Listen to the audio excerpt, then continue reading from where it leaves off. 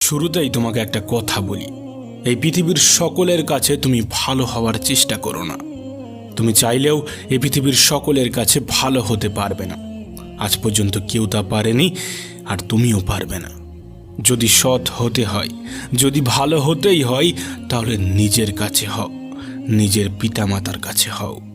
কিছু কিছু জিনিস, কিছু কিছু আদর্শ মেনে চলা উচিত।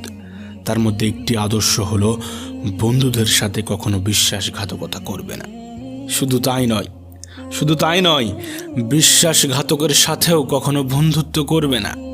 নিজের মধ্যে একটা জিনিস থাকা খুবই প্রয়োজন, খুবই জরুরি, আর তা হলো সৎ সাহস। যদি ভুলকে ভুল এবং ঠিককে ঠিক বলার সাহস তোমার মধ্যে না থাকে, তাহলে তোমার মধ্যে সৎ সাহস এবং ক্ষমতা কোনোটাই নেই। তোমার সাথে তোমার রবের সম্পর্ক সব থেকে বেশি গভীর হওয়া উচিত। এই পৃথিবীতে এমন একটা সম্পর্ক থাকা অত্যন্ত জরুরি, যার সাথে